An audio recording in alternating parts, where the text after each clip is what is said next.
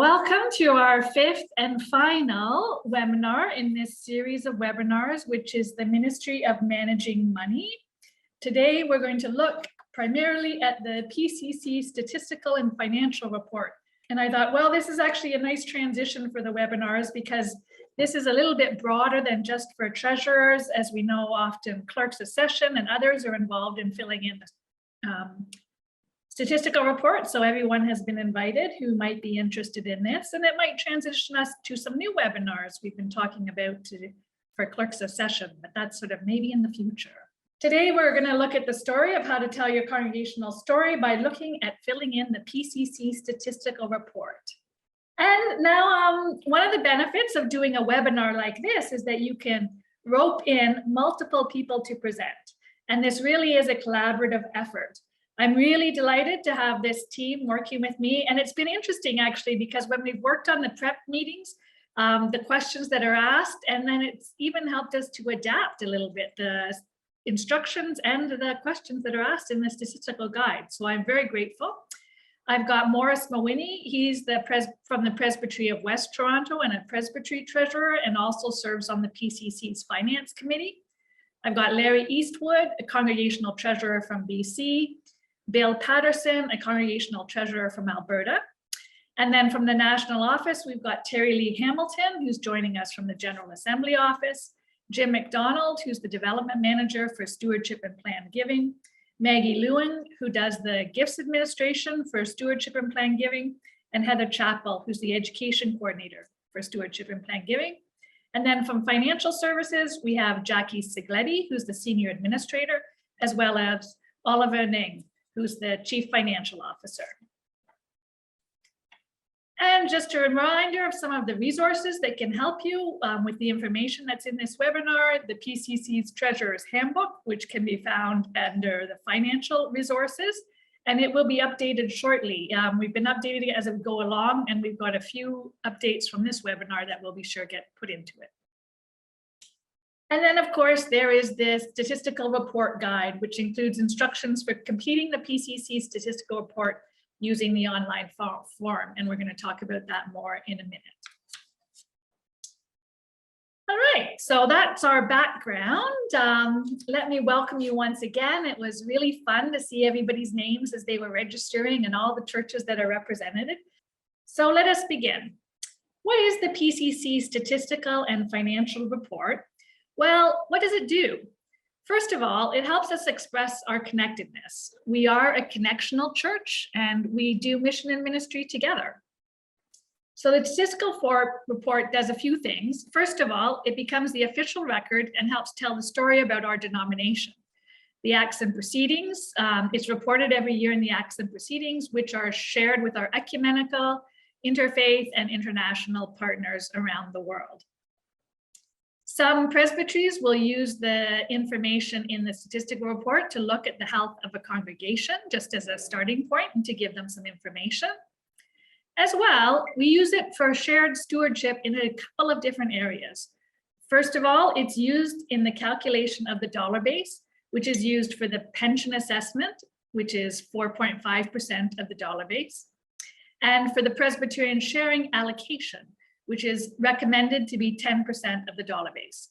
And then some presbyteries and synod assessments use the dollar base as well to determine what share in ministry the congregations will share in what the presbytery and synod is doing. So it's an important document, and every congregation is expected to fill out their statistical report every year. And with that, I'm going to turn it over to Jackie to talk about where you can find it. Thanks, Karen. It's quite simple to find the report on the website. First of all, both the PDF form and the online form can be found on the website. You go to www.presbyterian.ca. Go to resources at the top of the page and then click on Finance and Administration. Scroll down to Congregational Statistical Report, where you will find both the PDF form and the online form. We encourage you to submit the online form and use the PDF version as a working draft. The guide is very important. as it contains detailed instructions on how to fill out each line of the report.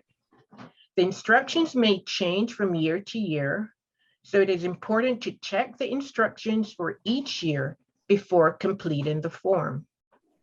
When in doubt, always refer to the guide. Part 1 of the guide outlines statistics and congregational information. Part 2 outlines finances, which are divided into receipts and expenditures. In this section, it is important to round to the nearest dollar. Once again, as I said before, if in doubt, always check the guide. Thanks. I'll hand you over to Maggie now. Okay, let's talk about the PDF form. And Jackie mentioned that this PDF form is used as a draft, and you can collect all the information and put into the online form that you will submit for the statistical report. And when you are using the PDF form, always make sure that you are using the latest form. And for this year, you have to look for the 2021 form. And this PDF form has some calculations built into it. And there are some information that you need to note when using this PDF form. The first thing is to download it and save it to your local computer and before using it. And don't try to use it on a browser or other things, because it only works on an Adobe Reader. So the next thing that you will need is an Adobe Reader, which is the latest version. If you don't have that, you can download it for free from the Adobe website. And because if you're not using the Adobe Reader, there might be things going wrong, like the calculations or something unexpected will happen on the PDF form that we receive. And when you type in the information on each field, make sure that there is no punctuation at all, no commas, no period, no colon, and no hyphen. Just use numbers, upper and lower cases, and space. That's it.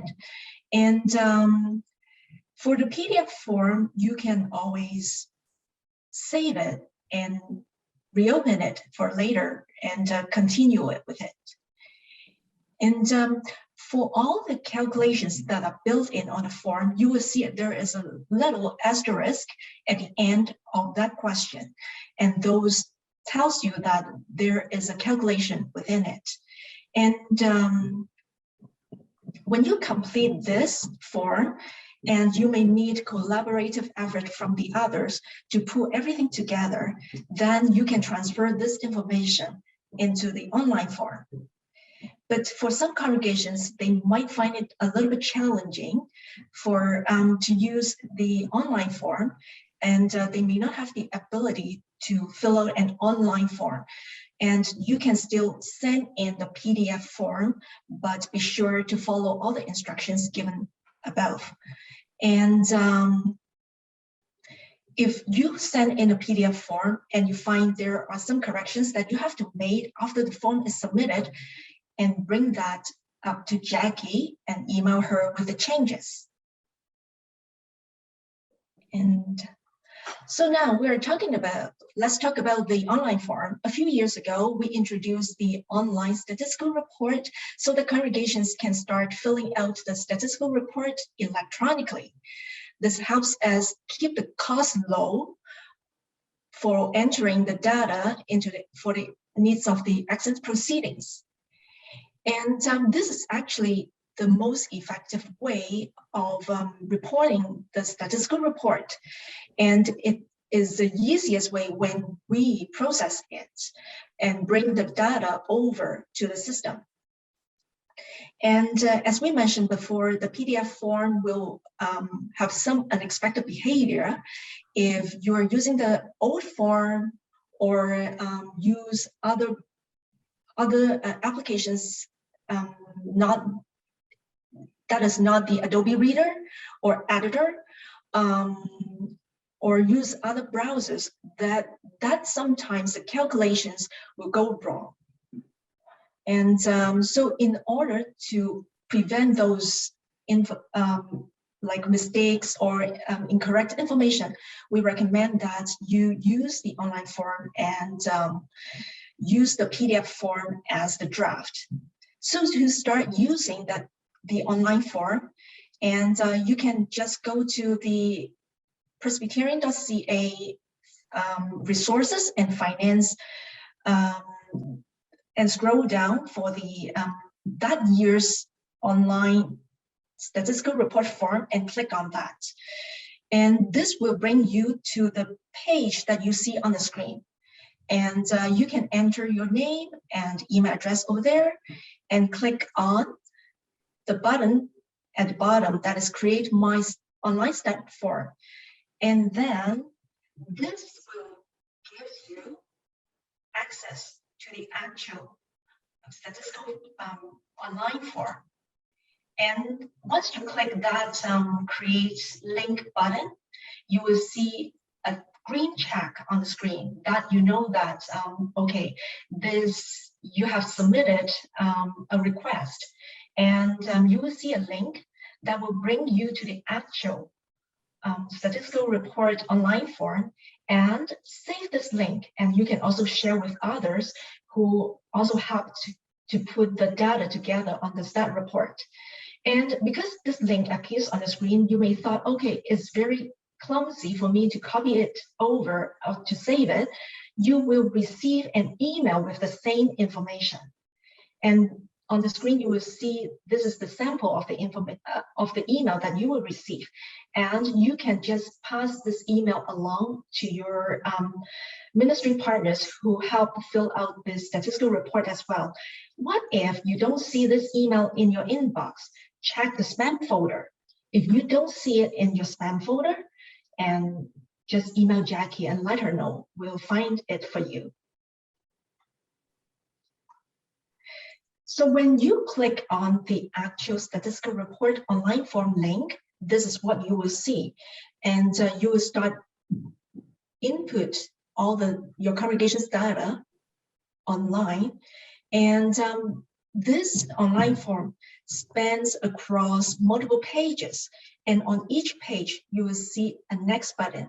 Make sure you hit that next button and in order to go to the next page. And even if you fill out this page and you don't hit the next button, whatever you input on the page will not be saved. And when you are ready, have all the information keyed in and your financial statements are ready to be submitted, then this is the last page that you will see on the screen.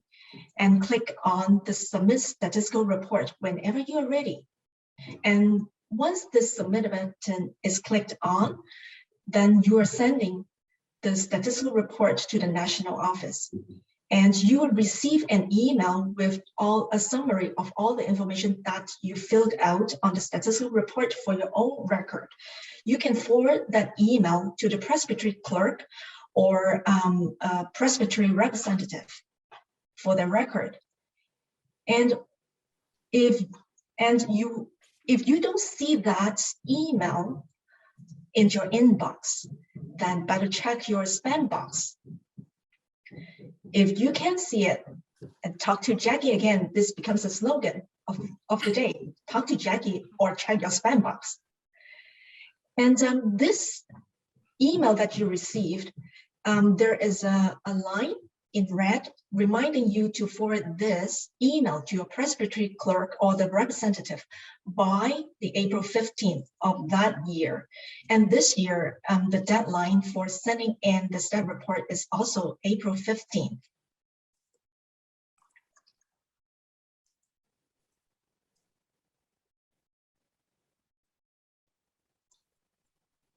Great. So does anybody have any questions? Let's just see. We did have some questions. Alan was asking who should get the link, the session clerk or the treasurer. So whoever you make responsible for filling out the form needs the link.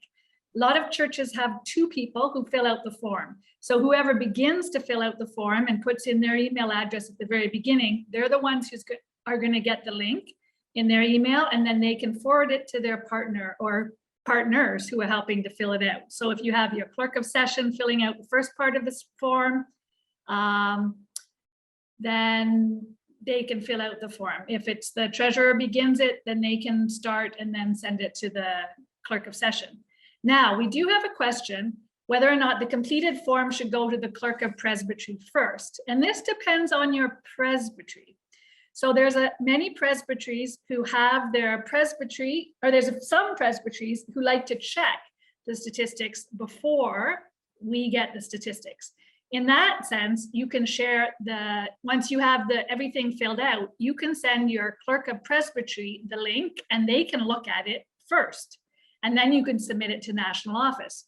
Alternatively, if it gets submitted to national office and you forward it to the clerk and the presbytery ends up having changes or alterations that need to be done, they can just call or let Jackie know, here are the changes that need to be done, and then we'll change them at national office as well. So hopefully it should work out whichever way you decide to do it. Heather, are there any more questions? Someone is asking when the completed form is due. That's a good question. Now, the national office, we want the completed information by April 15th, 2021. Now, if your presbytery needs to look at it beforehand, they may set that deadline to be earlier than April 15th, but that's when we want to have it. That gives us enough time to compile all the information, to do the checks before it has to get inserted into the acts and proceedings. And that's around June that we end up doing that. So we need quite a bit of time to review over 800 forms. And Larry's saying the completed forms are due by April 15th. Is that not what I said? Oh, 2022, not 2021. 2022, yes. Okay. Yeah. Can you look at previous reports from earlier years? The information, that would be great, sure, if you have previous reports from earlier years. Otherwise, you can look at the information that's printed every year in the acts and proceedings, which has got the compilation of the information. If you really want to need the information, then let us know and we could print it and send you what you sent in last year. Okay, and Marilyn, I'm not sure, your question is, can we go over the question number 10? Oh yes, we're about to go over each and every line. So maybe we'll just take those questions now and keep going, because we're going to go now into we're going to dive detail into the questions on the report. That was just letting you know how to do it. All right, so I'm going to turn it over to Terry Lee Hamilton, who's going to look at part 1, the statistics section.